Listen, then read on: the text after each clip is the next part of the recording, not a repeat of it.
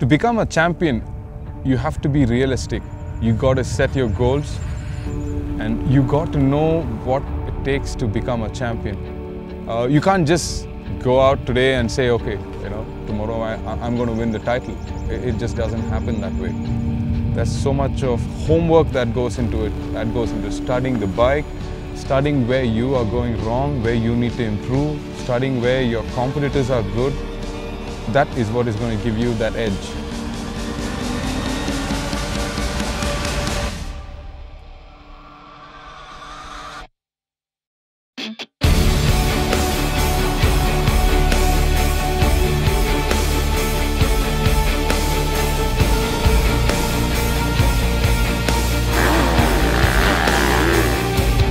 It's about knowing where your body is lacking, where each part, where you're stronger, where you're weaker, and strengthening that part of your body to suit your riding conditions on the track.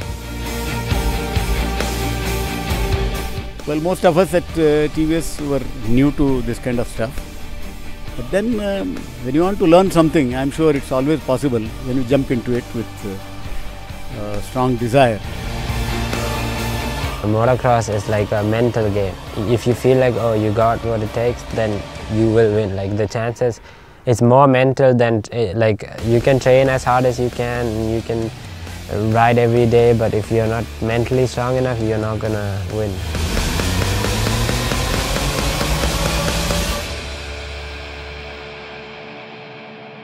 Every rider's nightmare is being nervous, and I think every rider faces that. I mean, most of the riders that I know face that, Everybody has butterflies in their stomach on the race day because it always throws you off your focus and your concentration.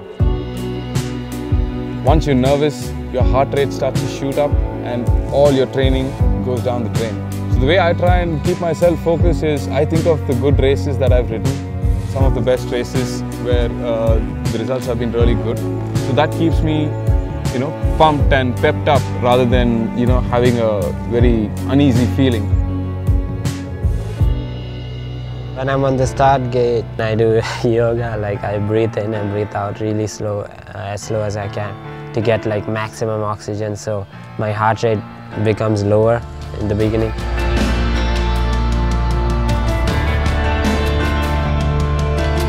One of my must-do things is to pray, because definitely my God and my provider is the one who has blessed me with this talent and this opportunity to do what I love to do. And every time I do that, I definitely feel good. I know I'm not alone out there.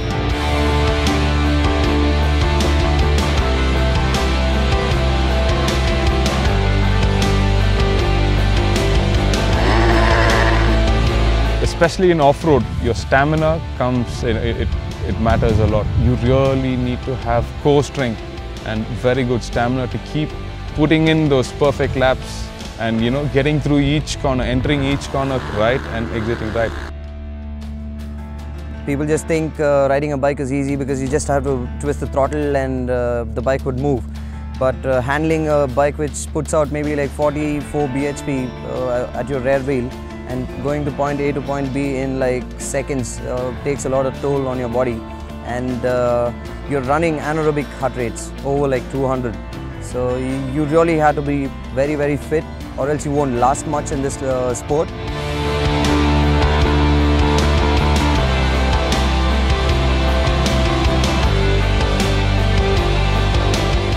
We train a lot on the cardio. On a daily basis, we would definitely cycle for about 20 kilometers.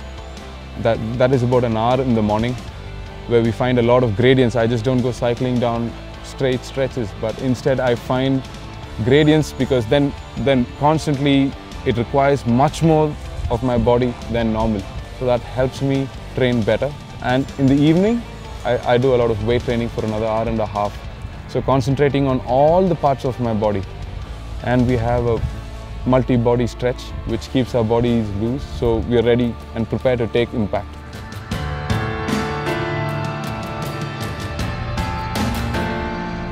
When I'm at the start gate, I imagine me going in front. Like I imagine that I'm taking the turn in front.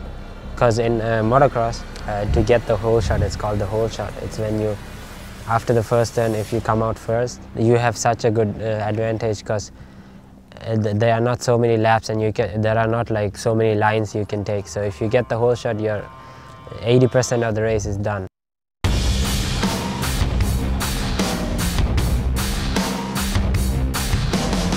If you just want to do it as a hobby, you can do it anytime. You don't need to worry about like workout or anything. But if you really want to do it like really good, like professionally, you should start really young. It's a lifestyle. It's just not overnight you do something and you get immediate results. This is what you got to do like over a period of time, where you can push yourself into different parameters and get better. The learning started way back somewhere in 80s, and I feel really happy and proud for my team that we have come a long way.